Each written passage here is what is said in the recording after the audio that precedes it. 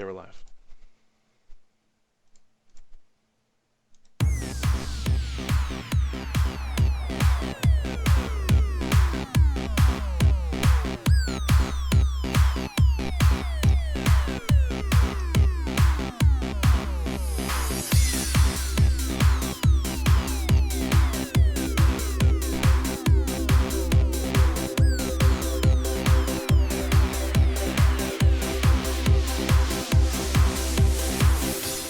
The forums.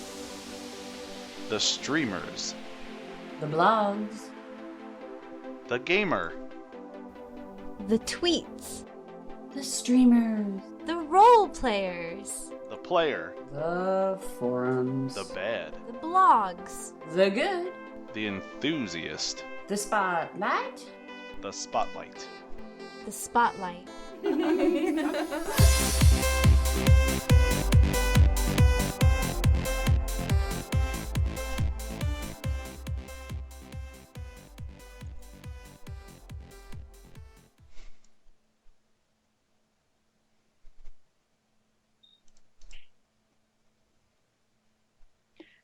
Hello and welcome to the Spotlight on BlizzPro TV.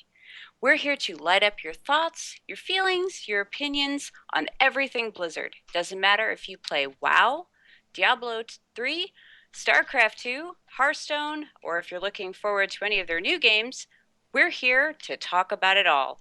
And today, we're joined by several people in our chat room. Hello, chat room. We're happy to see you. And let's start finding out who we are. Today's first host is the Mumble Queen herself, Sosa. How you doing, Sosa? I'm good. How's everyone doing tonight? We all ready for another episode of Spotlight? Very much so. Mm-hmm. All right. And that wonderful, handsome baritone voice you heard is the leader of Free Thinkers Everywhere, Geeky. How's it going, Geeky? That's me. I'm doing good. How are you, Liz? I am doing very, very well.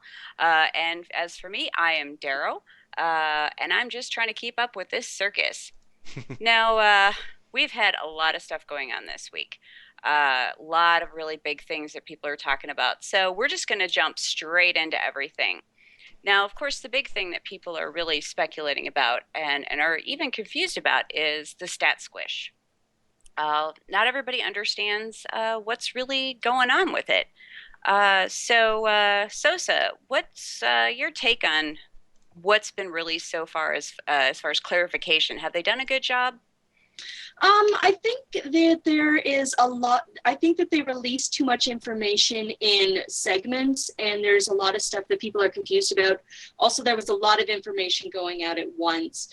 A lot of people, and like I said, things are coming out in segments. We just found out about the armor and spirit only being on the external things. We found out about the stat squish right away. We found out that we're losing certain stats and that they're adding a few new stats as well. There's a lot of different information going out there. And honestly, when I was doing research, I learned that your gear is actually switching stats if you switch specs.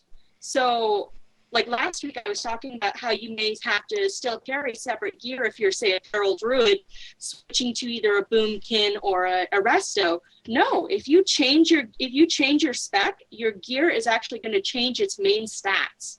So what was agility is going to go to intellect. So that's really interesting. But yeah, there's a lot of confusion out there. I think it's just, I don't think they put out the information too clearly. There's a lot of people who still think you're going to have to carry multiple sets of gear because of all of that. There's a lot of people who are worried that, you know, the spirit thing. A lot of healers are very concerned about the spirit and how much spirit they're going to need. Are they going to have enough spirit from this stuff?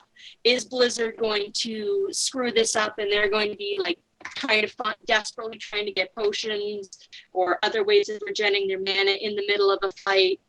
So a lot of healers are extremely nervous about this, and a lot of other people are just confused. There's not enough clarification going out, and there's so much information to kind of wade through right now. Well, I know, being a healer myself, you know, I remember when Kata first came out, healing was practically nerfed. Right. trying to keep up even just a 5 man was a chore.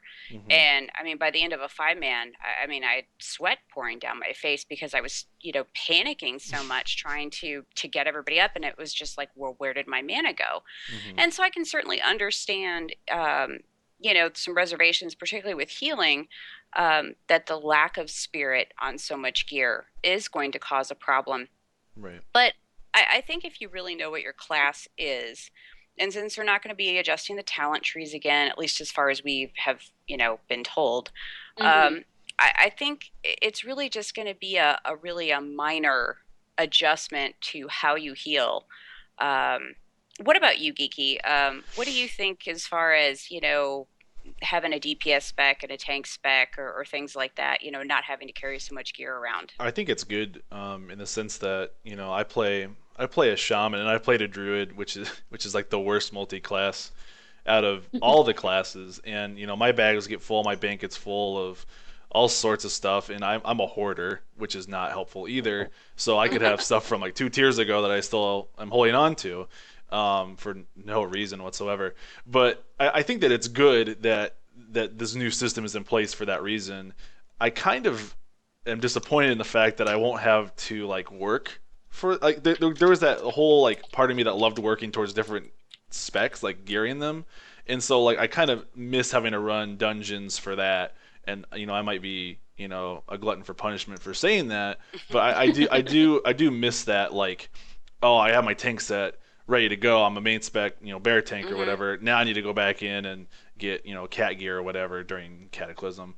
But it's like it just depends on how it gets implemented, because I'm not really taking stock in all the blue posts and everything yet, Hmm. because it's so far away from when the game's going to come out. They could change it completely between now and Right. then, and so I Yeah, think it I'm just wouldn't be gonna the first wait. time.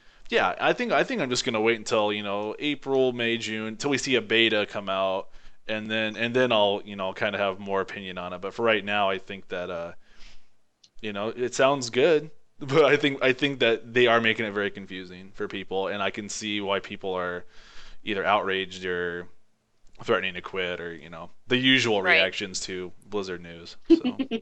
Um, Yeah, everything right now is just mhm. speculation Hmm. because there is no beta yet, and they can do all of this stuff set up and things that they put stuff out and it's changed huge before it even hits beta, and then it goes to beta and changes again.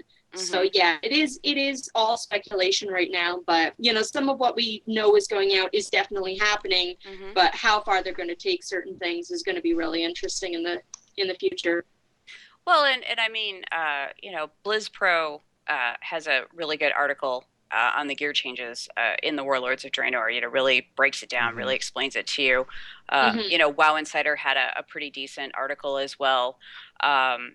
But there are still people, like you said, that are confused or aren't waiting to actually see it in action. They're just looking at what's being said Right. and are just saying, "Oh, wait a minute, this is horrible," or "I'm playing a healer. This is Right. this is going to kill me. I can't play healer anymore. I'm done." To be fair, it's a drastic change. I mean, you're looking at a game that's pretty much played out statistically, stat wise, over the last 9 years, fairly similar. Like there's been some changes here and there, like after Burning Crusade, they got rid of the spell power differences. Like there wasn't like fire spell damage on gear or shadow or holy. Like they just kind of combine it all into one.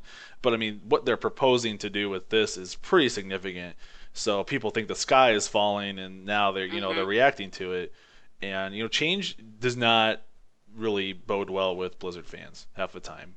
It's either one extreme or the other, and there's no middle ground.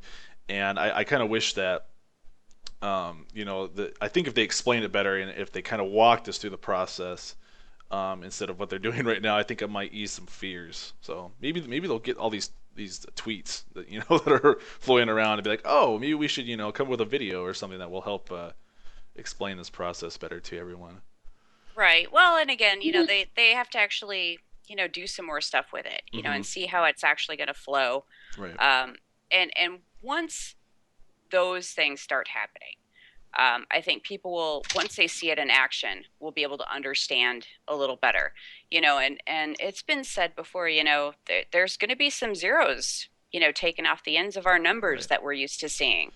I'm Um, glad. I mean, and that's gonna, I mean, that throws people off as well. And especially when you're thinking of, well, what happens if I go back to older content?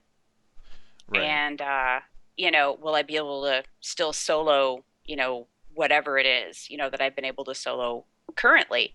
And, Blizzard has already said, yes, you will. They're going to adjust everything across the board. They have to. And the new gear is going to be the gear that has, all the big changes. And I think, I mean, for questing, it's nice to be able to switch a spec and be able to do my quests. And then if I have to go heal, whether it's a 5-man or I'm raiding or doing, whatever, I can easily do that without having to carry an entire set of gear. Right. Yeah, I really like that. I have tanks and a not very good resto shaman, and it's hard when you're trying to log around because you're like, someone's like, oh, can you come? And I'm like, well, give me 10 minutes. I need to run to the thing and get all of this gear. Plus, I'm constantly getting new gear that I'm like, should I keep this for my tank set? I actually Right. have jumbles. I have bags of gear, and I don't know what is my full tank spec anymore. What's the new stuff I got in that never actually added to that? Oh my God, it's terrible. So yeah, I'm really excited about, being able to switch stuff up. It'll work really, really nicely for me. And they're saying it's not going to be a huge switch for everyone. The only people who are really going to want to carry lots of gear are going to be those absolute 110% min-maxers. Yes. Because the secondary stats are the one things that are not changing. So you might have something with, say, mastery and haste, and you switch your spec, and it turns out mastery and haste aren't optimal for that spec. You need crit. And hit or some, no hit not there anymore, but say you need crit. And so those people, the ones who absolutely need to min-max in that, they'll be carrying these extra sets of gear. But most of us are not going to care. If I'm switching to my tank spec or my DPS set for one fight or two fights in a raid, because it's quite common actually in raids to switch for tanks to switch to a DPS fight for one tanks. And all you're going to do is just switch it. And I don't care if I'm 100% optimal. I'm just an extra DPS in this fight. And then I go back to my regular set. So I'm really excited for that. It's going to be really nice to just have to switch out like my rings and that. And you can even keep that stuff on. Like they're saying like healers could go and DPS with their spirit stuff on. It's not going to make a huge difference to them. If it's got like some semi-decent stats. So it'll be interesting. I think it's going to be exciting for a vast majority of players. The min-maxers are going to be the ones who are going to suffer, but they're already the ones who are carrying like 3 sets of gear because they're already switching gear for specific fights. Yeah. So I think this is going to actually be a nice change for all the basic people out there. You're not going to have extra sets of gear in your bags, in your bank, or anything like that. You're going to find gear that works for you, and you're going to stick with that stuff. Well, and then, we do have, obviously, with the stat squish, there's going to be a lot less gear that's going to get disenchanted just on principle, because there's going to be so much shared gear, which will allow people to, I think, gear up faster, which will be useful, especially for the, basic raiding teams. And that's going to be really nice. I mean, but even the hardcore raiders, it'll still allow them to gear up faster. And Twiz, actually, he's in our chat channel. Hi, Twiz. He brought up a really good question. What is this going to do to Ask Mr. Robot? And yeah, they're going to do an overhaul, of course. They always adjust things. Well, there's still the gems and the enchants. Like, gems aren't going to be nearly as frequent as they are. You're not going to get a set of gear that has like 3 gemstones, 3 gems and slots in it, and have all this different stuff. So gems are going to be a lot more important to switch now. And there's going to be a wider variety. They said there's going to be less stuff that you can enchant, so you're not going to be able to enchant everything. But there's going to be a greater variety of things that you can enchant. Hmm. like all the different stuff you can enchant them as. So that's going to make a big difference, and it's going to leave a lot of people confused. What should I pull up? Like, it's Mr. Robot's always been a fantastic Oh resource for yes. people who Yeah, don't want to definitely. do the math. And even though the math is going to be easier now, it's still going to be those people who are like, I'm rating, but I don't know every last detail of my spec. Mr. Robot is going to have all the stuff, and it's going to figure all this stuff. It's going to be nice. And it's going to hurt them because the biggest thing they were used for originally was the stat reforge. Mm-hmm. Hmm. And now that that's gone, it's going to be a little iffy, but it's going to help people, kind of look into and see what stats are important for them. And it's an excellent way for people just to find other resources. I mean, they've got Right. links to icy veins and other stuff like that. So, ask Mr. Robot. I think it's going to it's still going to be a hub that people are going to check out and use. Mm-hmm. It's just not going to be that thing that people are like, I've got to go check Mr. Robot. I got a new piece of gear. What's this going to cost me? Mm-hmm. So I think it'll be interesting. So Geeky, what do you think as far as okay, so we're not going to have to reforge, Mhm. we're not going to be carrying around 16 bags of gear. Right. What do you think that this is going to do to the quality of the player as far as rating, or even just five mans, and helping them with playing their class? I think it's gonna hurt people's experience in five mans, in the sense of, I mean, Blizzard has always had a problem with keeping people in their five-man dungeons once they hit max level, and once they Mm-hmm. get that minimum LFR rating that they need, eye level, to get into the next tier of content. And so, like, once you get to that point, like, you really don't need to go back and do heroics anymore Mm-hmm. to get that gear. Now you're taking out a whole big chunk of a reason why to go back in to gear up in a different spec. And so I think they're kind of gonna hurt themselves in that sense unless they come up with some grand idea, because you don't even need to go do five mans for justice, or not justice points, but for valor points anymore, Mm-hmm. because you have all X, Y, and Z options. And so I think that's like an unintended side effect that they might not have thought of, Mm-hmm. when they came up with this. But um, I'm trying to look at the positive side of it, because I think it's good that it's going to streamline players to get into Mm-hmm. higher level content faster, and I think that's important, because it seems to be their agenda right now is, we got free 90 for people and all this other stuff, so we get Mm-hmm. people going. And it seems like they're really all about fast tracking, which is interesting, because years ago they weren't all about fast tracking at all. So I don't know if it's because they've been losing subscribers in the Asian market, or what. I don't know if this is trying to combat that because people are getting tired of leveling and the grind. I think it's But just the amount of levels that people Yeah. need to go through. It was one thing back when it was level 60 right, and then 70, that wasn't as huge, but now it's 100 levels, and a vast majority of your player base has already done those 60, Mm-hmm. 70, 80, 85, 90 levels. Yep. yeah, Myself, I just hit 90 on my sixth tune Mm-hmm. this week. So, I've gone through my leveling. I still enjoy it. And I Mhm. even have characters that I'm leveling up without the BOAs. yeah, Mm-hmm. But a lot of people are like, I've been here, I've done this. You're looking at it like, okay, which zone haven't I done the last two tunes? Right. right, You know everything off by heart. And people are looking for alternate ways of leveling now, like dungeon running, PvP, herbs, pet battles.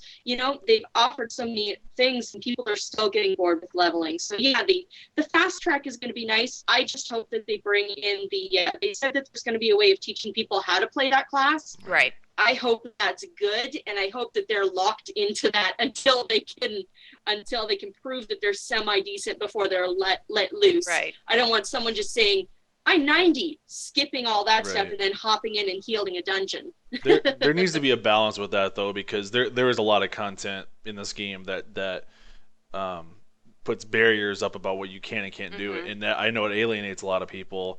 The panda start zones, for one, goblins, all that stuff, Mhm. where you have to be in content and go through the motions until you hit a level, you hit a quest, and then you Mhm. get to leave. And I think that they need to not do that. I think that they need to have some kind of prerequisite that that players need to meet. But I feel like once you lay out a straight linear path and you tell them you have to walk down that path until you get to the end mark, and then you can go on and do whatever you want, I think that kind of limits the freedom of the player, because I mean I'm paying money up every month to play, and I don't want to have to be told, oh, I have to do this. Like, I think there needs to be a balance. I totally agree with Sosa. I think that there needs to be something that will signal the player, hey, you're ready to go. But at the same What point, about we the Death Knight can't starting area? put them in a prison. What's that?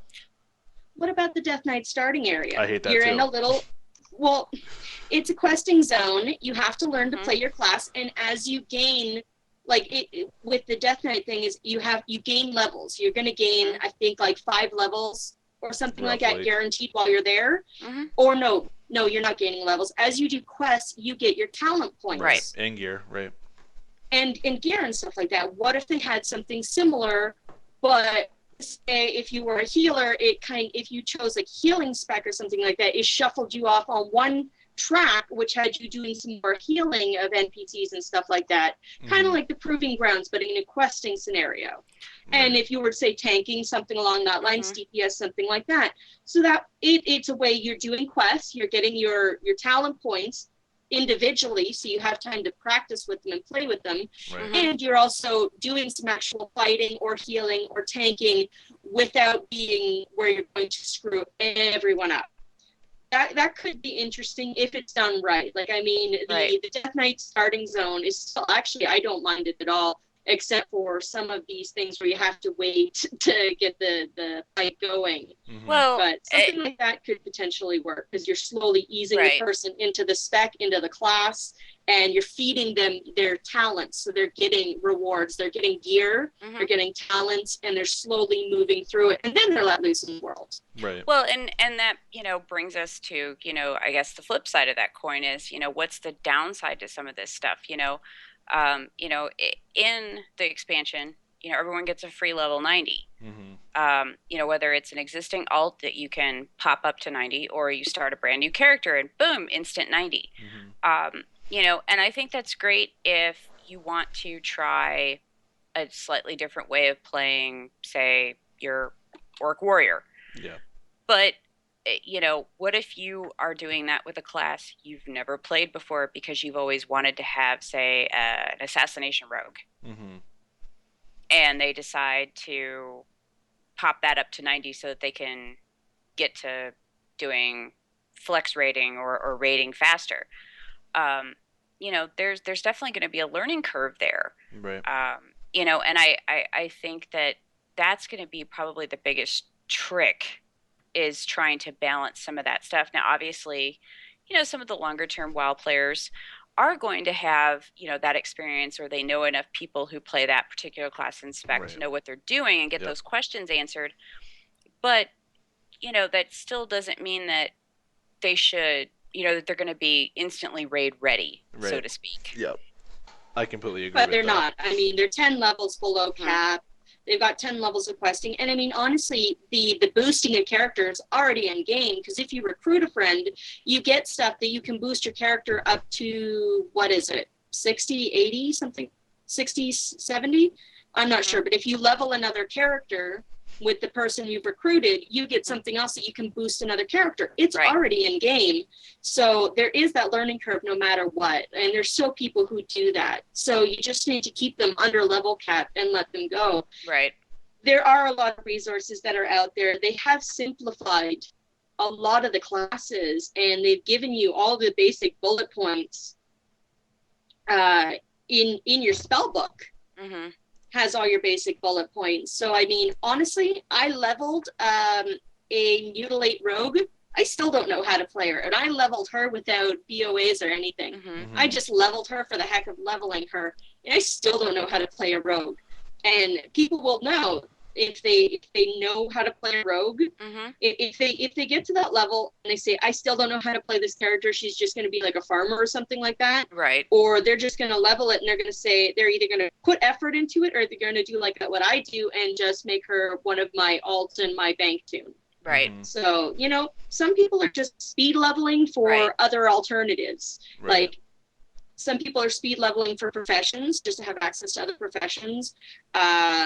Some people are just leveling to say they leveled it. I'm leveling one of every class just to say I leveled one of every class. And so that way I know a little bit more about the classes for when I do my raid leading. So, well, and I mean, there is the achievement, of having, you know, every class in the guild at max level and things like that. Right. And Smurf Gaming just brought up in the chat channel that each tune you level, you can possibly grant 40 levels to another lower tune with Recruit a Friend. Right. So thank you, Smurf, for that. But so that's definitely something that a lot of people are kind of grumbling a little bit about and worried about. And the other thing, is I guess is daily quests are going away. Geeky, how do you feel about no daily quests? Thank you, Jesus. That's all I can say. I remember at the end of, what was it, Burning Crusade, and you had to go do all those daily quests.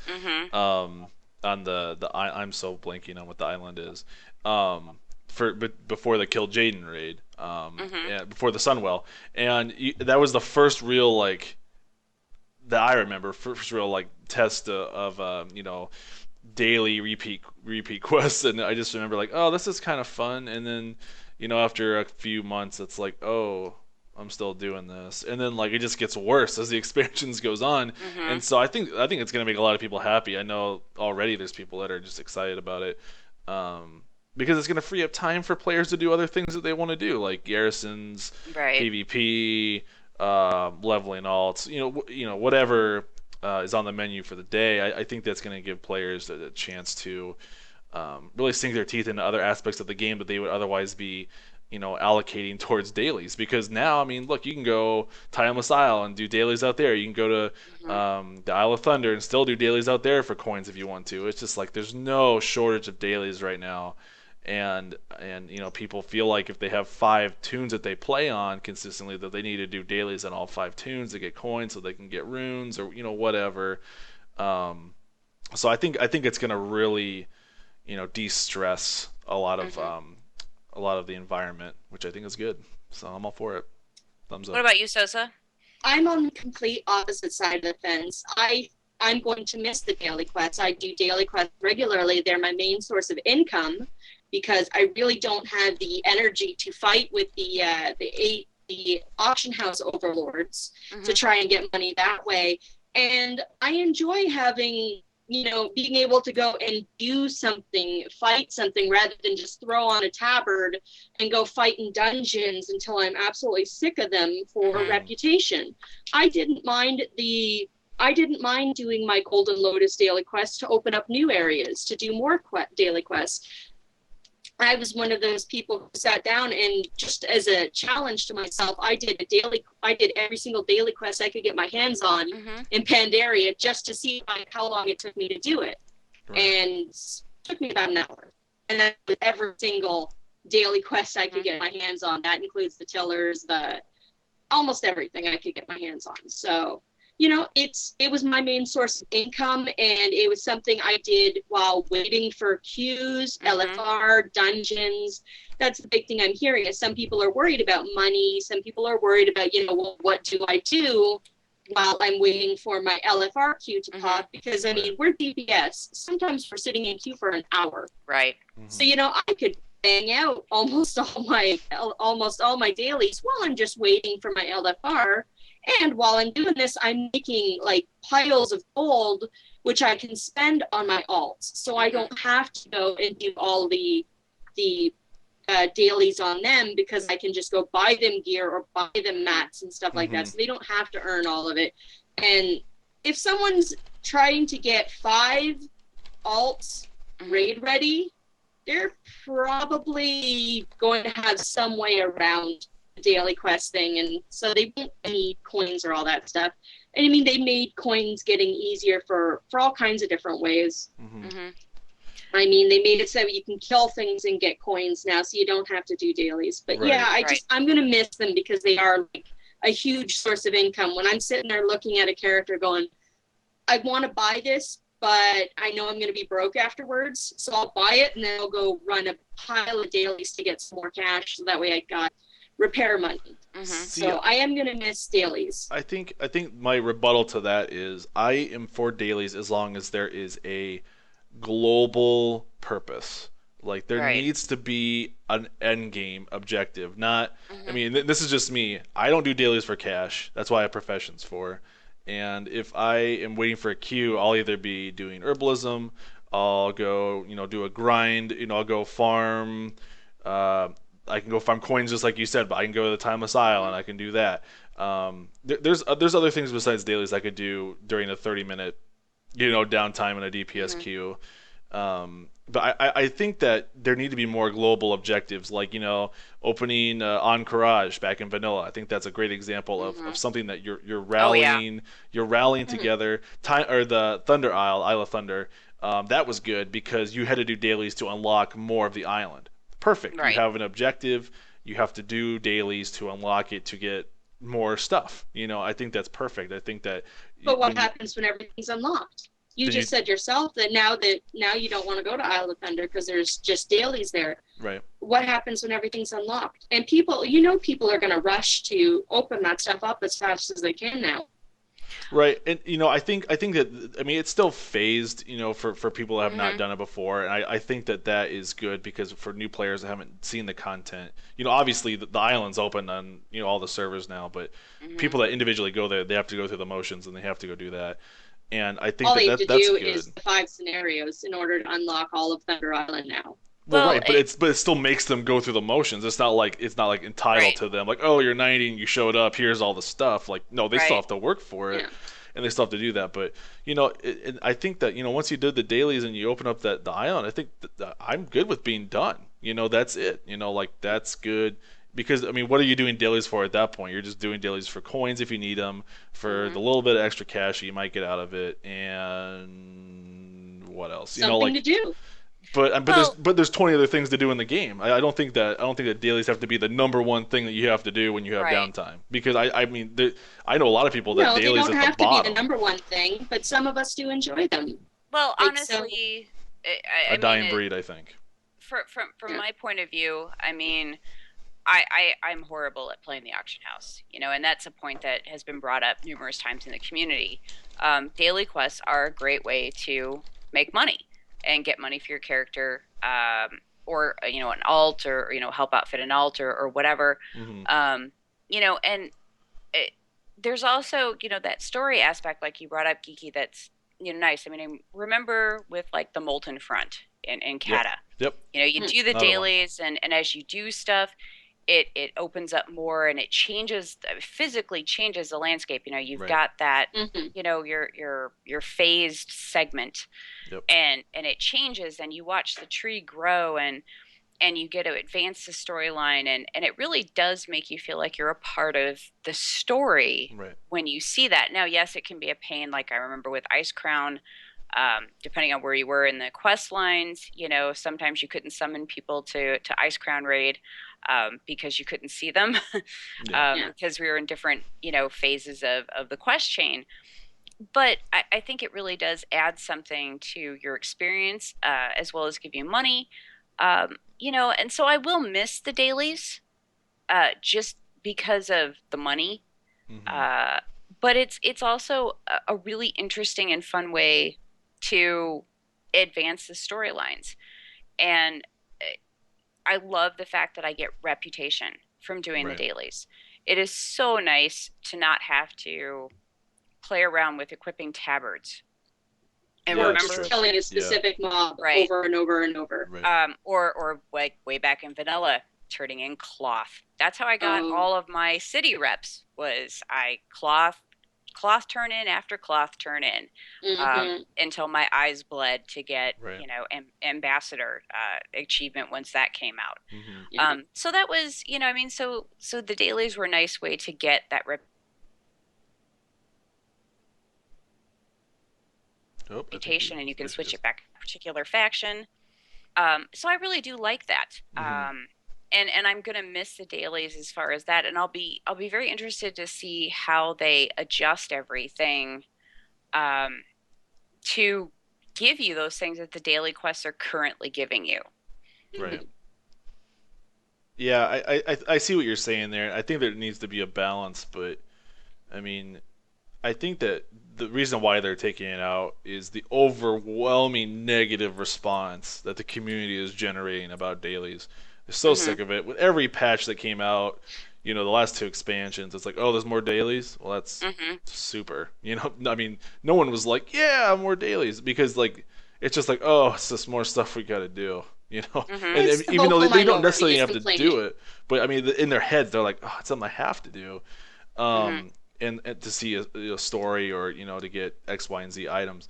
But I think that they'll find some other way to do some kind of story progression Hmm. over time. I think there's a way to do it, and I think that maybe Blizzard needs to look at other games, other MMOs that are successful in their storytelling, like Star Wars, because Star Wars does a very good job of it, and I think that if they could incorporate something like that as well, it would go a long way Hmm. for the people that want story. I mean, don't get me wrong, there's a lot of WoW players that story, who cares? I just want to go kill bad guy of the week. But there's a growing population within the Warcraft community that actually appreciates the story.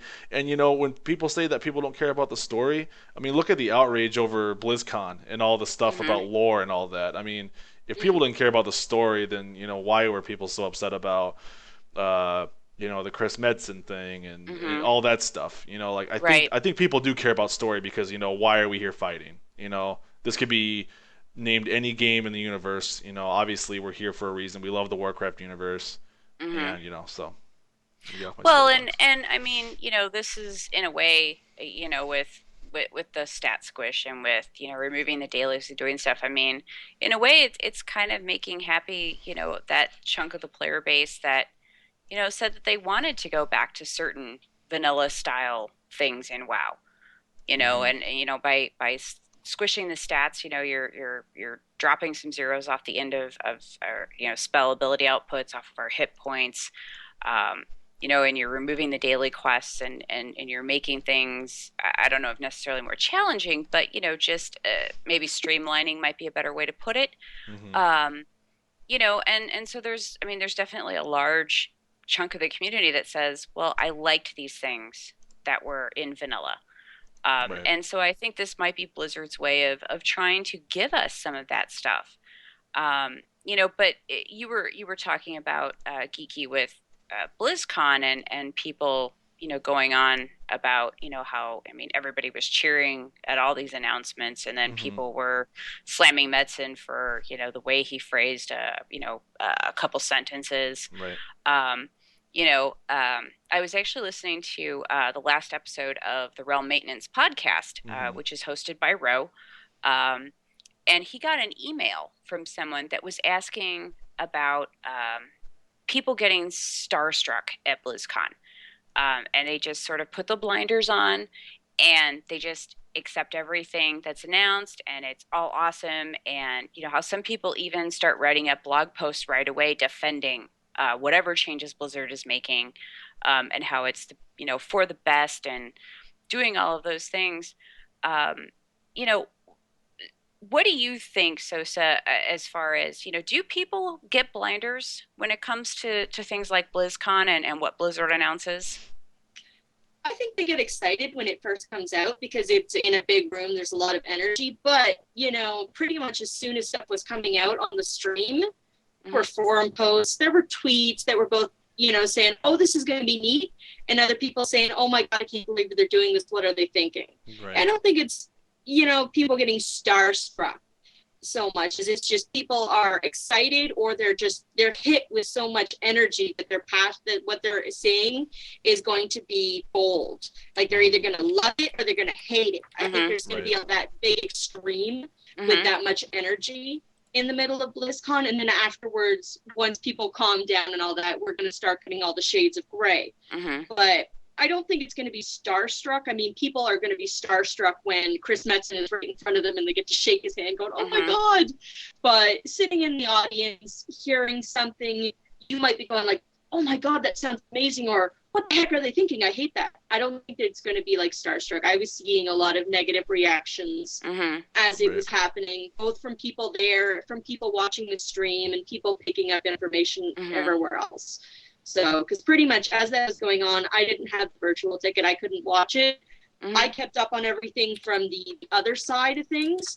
And I saw a lot of reactions that were very extreme. I didn't see very many thoughtful, kind of in the middle reactions. I heard a lot of, oh my God, I love this. Oh my God, I hate this. So. What about you, Geeky? What do you think about the blinders of BlizzCon?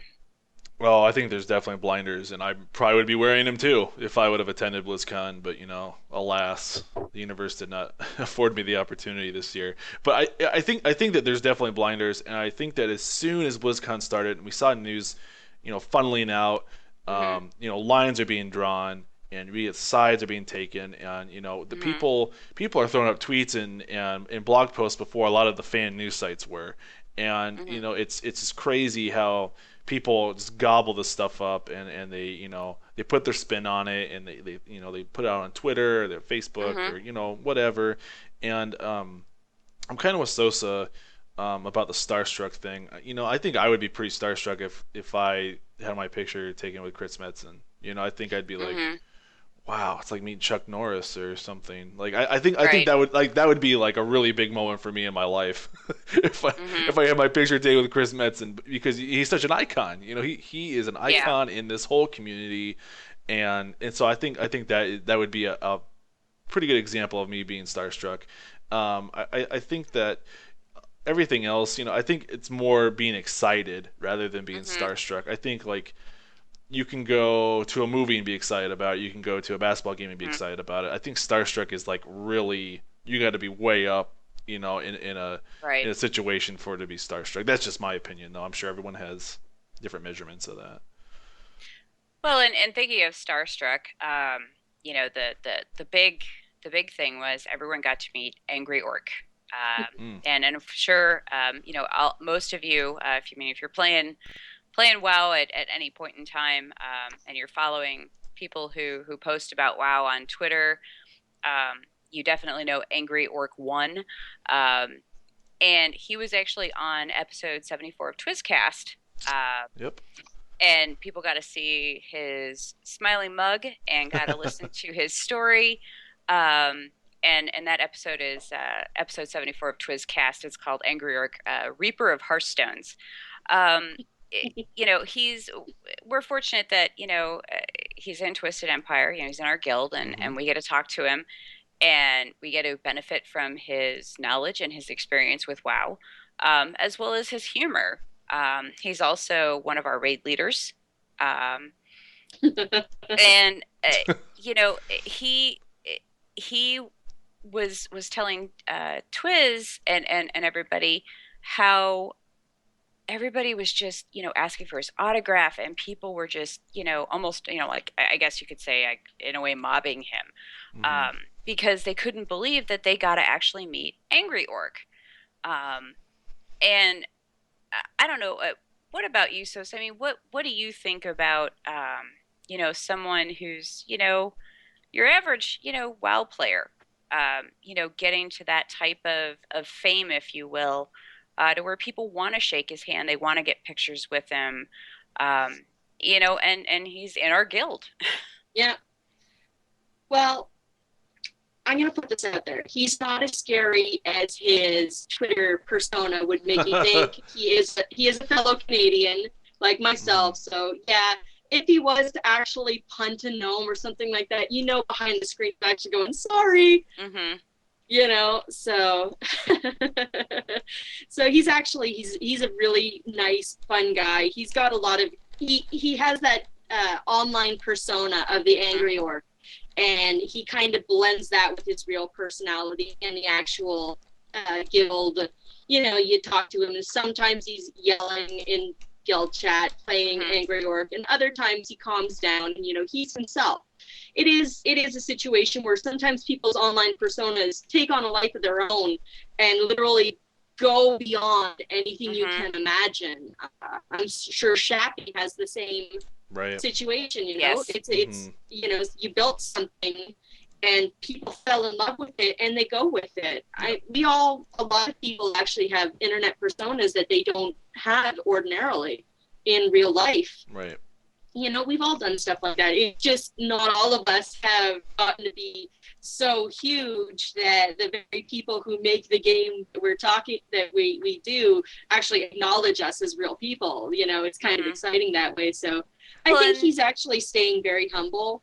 Oh But yeah. he's a very, very fun guy. Right. He acts scary on Twitter. He's actually a lot of fun. Well, sure. And he's very willing to engage with people who send him intellectual things on Twitter. Well, and there's actually a really nice picture out there of Shaw of Happiness, Shappy. Hi, Shappy, who's in our chat room right now, and Angry Orc. And it is an absolutely wonderful picture of the two of them together.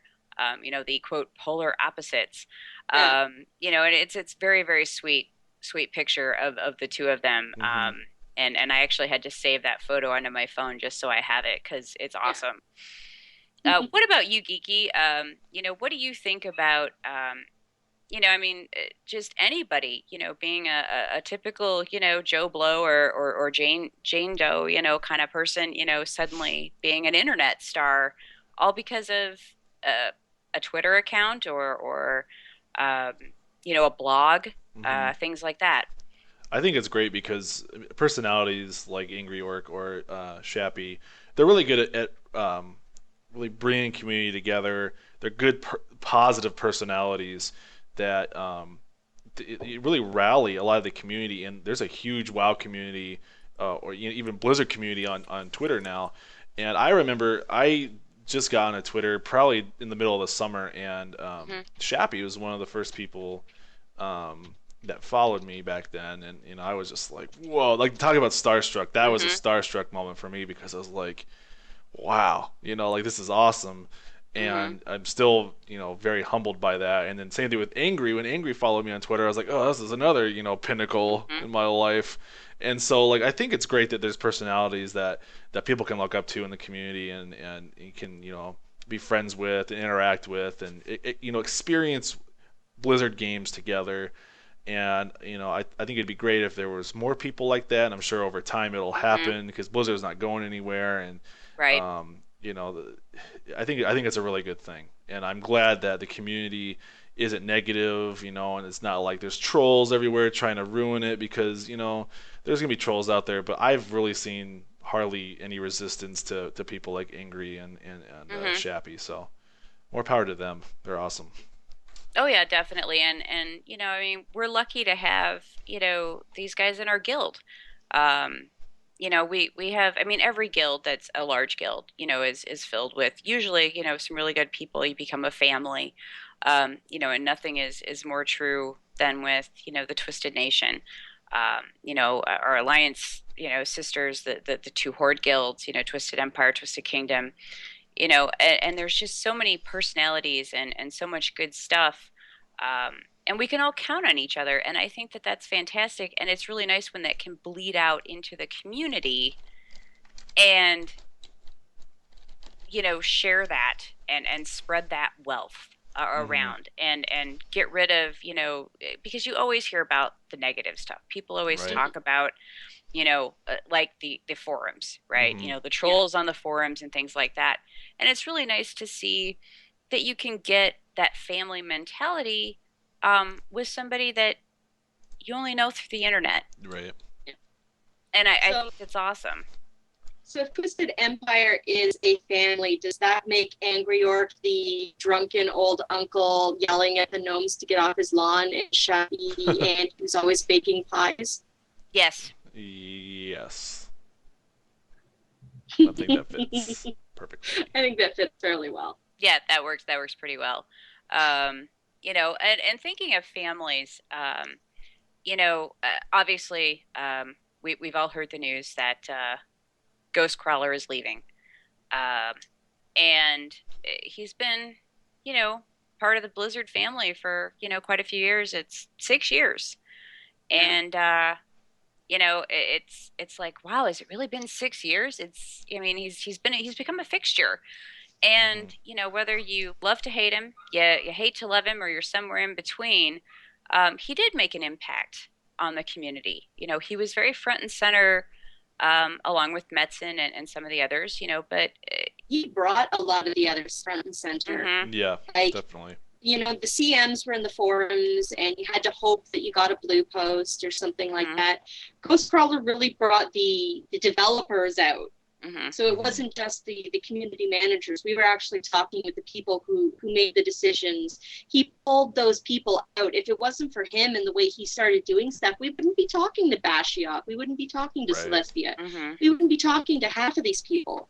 He brought them out, and he changed the community because of it. hmm And it really, really opened up the dialogue lines between everything. He made a huge difference in everything. Oh So yeah. Yeah, I And agree. he obviously isn't leaving because, the community hates him and he mhm. thinks the community hates him and it's, I'm going to take my toys and go home. Is he's on to other things, and that does happen. Um, and but he has brought a lot.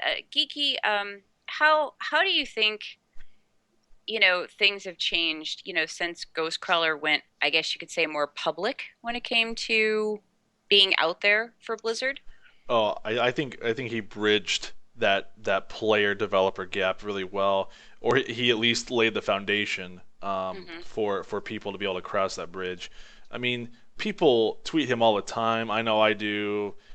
Hundreds, if not thousands, of people do probably on a daily basis, and he does his best to respond to people's questions, legitimate questions and comments. Hmm. And I think that's a good example for other developers to do the same thing. And I think that without him, there would be a lot of lag or misinformation or lack of information. And Twitter is a great venue for that to happen because it's so impersonal. It's just like it's something quick. Hey, I have a question real fast. It's Hmm. not intrusive. It's not like we're bothering the guy. It's obviously his Twitter is there for a reason. It's a resource for us as players, and I think that his example um, was great, and I think that his presence will be missed, as seen Hmm. by the huge response on Twitter. I've seen people do like Adobe Photoshop or just MS Paint stuff, like Hmm. cards, all sorts of stuff. From people that all walks of life from all over the world, and I think it's great, and it's a testament to the person that he is and the Hmm. and the impact that he had on the community. So hats off to Well, him. yeah, Daily Blink came back from the dead in order to give him a tribute. Yes, they And I did. mean, like, they poked a lot of fun at him. Hmm. He went with hmm it. Like, they poked a Hmm. lot of fun at a lot of people, and he went with it all the time. Like, I remember finding a couple of comics of the Daily Blink because Ghostcrawler retweeted them and stuff Right. like that. Hmm. And hmm he's like, check this out. And he was showing stuff. It was always fun. Like, he responded so well, even when he was the butt of the joke. Hmm. Yep. And I mean, and it's really sweet to see that the Daily Blink, who unfortunately sadly shut down a while ago, or hmm Hmm. came back to, bring back one of their old Ghostcrawler jokes and just put it out there, just to say goodbye. It made a lot of, it was really sweet. They were one of the main comics that I actually saw them poke fun at developers and stuff like that. So it really was sweet to see them come back from the dead and do a Hmm. final tribute, Yep. which is really sweet. Yeah, no, it was. And like I said, he will always be a part of the Blizzard family. Even if he's not with Blizzard anymore, he was such a huge part of all of our lives, whether we wanted him to be or not, whether we agreed with what he said or not. And I think it just shows, that even Blizzard employees can be a part of this family Yep. and can be a part of our lives, and again, whether you agree or not with him or what he said or didn't say, um, is really besides the point. I mean, we don't always agree with everybody on every podcast we listen to or every blog we follow, or every Twitter person we follow, but we still embrace the fact that they have the courage or they have the willingness to go out there and say, hey, this is what I have to say, or this is what I can tell you. And Right. I think that that's really good. And I think you're right, Geeky. He really did, you know get a face to Blizzard Yes. that we could connect to. Because connecting to a logo on a web page isn't going to do it. Right. No. I think that on Twitter we have avatars, like Mm-hmm. obviously like Angry and Chappie and GhostCrawler, like they don't have like their pictures, on there. They have Mm-hmm. avatars, and it's something that you can connect with. But I think that at BlizzCon all these barriers are broken down. Like I Mm-hmm. mean, just look at all these pictures that people had of like they're hugging Chris Metzen, they're with Mm-hmm. GhostCrawler, they're with all these different devs, and you get people in a convention setting like that. It's like there's no developer player boundaries really. It's like everyone's just having a good time, they're having some drinks, they're talking, Mm-hmm. and it's just really really relaxed. And I think that's great that that's the opportunity, because there's a lot of people that go to those conventions to meet those developers, not to like bother them with specifics. They just want to go and meet them, and they want to just be like, wow, I followed you for so long and you're great. And I think it's great that there's opportunities like that for normal people, normal players to go and meet those kind of people, developers, because Mm-hmm. they play the game too. Obviously we saw that Grosscaller plays a holy priest, and everyone found out, Yes. and that was a huge reaction this week. Like, oh, it's great that he plays the holy priest, or oh, I can't believe he plays the holy priest. So they're Right. they're, they're players just like us. They interact in the community just like us, and so yeah, I think that's awesome.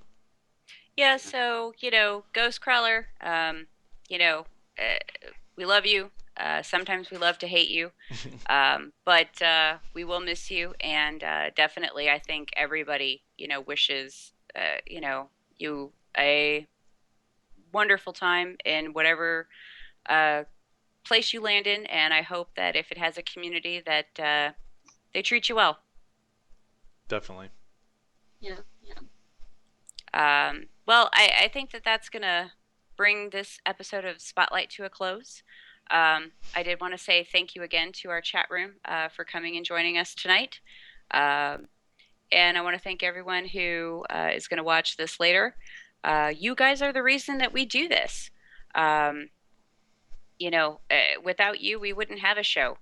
And we do want to hear from you guys. Send us an email, spotlight@blizzpro.com. You can talk to us about all things Blizzard. It doesn't matter what game it is, whether it's out or not. We certainly want to hear your thoughts and your opinions. If you have a blog, if you have a podcast, let us know about it so that we can check you out. And, like we did tonight with Realm Maintenance, there's some good stuff out there and we want to know about it. We want to hear your thoughts. Um, you can also follow us on Twitter. It's at Spotlight, capital P. And Geeky, do you have any final thoughts for us tonight? Um, I think just take every bit of news that you get from Blizzard with a grain of salt, and keep a cool head when you're debating or having a conversation with other players about things, because you never know what's going to change from day to day, and at the end of the day, it's just a game. So please be kind to one another. Please, please, please. So, what would you like to leave us with? Um, I just want to say, everyone, be positive. Remember, this is just a game. Have some fun, and always remember, so loves you. And as for me, Daryl, please keep putting your thoughts out there. Blizzard does listen, and we certainly listen. So, hey, game happy, and we will catch you all later. Thank you very much. You have a great night. Night, everyone.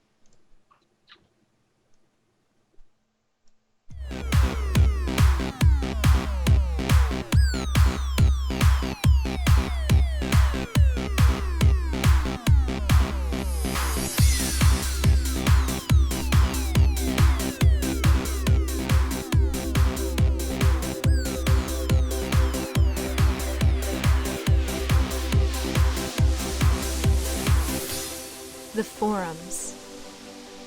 The streamers. The blogs. The gamer. The tweets. The streamers. The role players. The player. The forums. The bad. The blogs. The good. The enthusiast. The spotlight. The spotlight. The spotlight.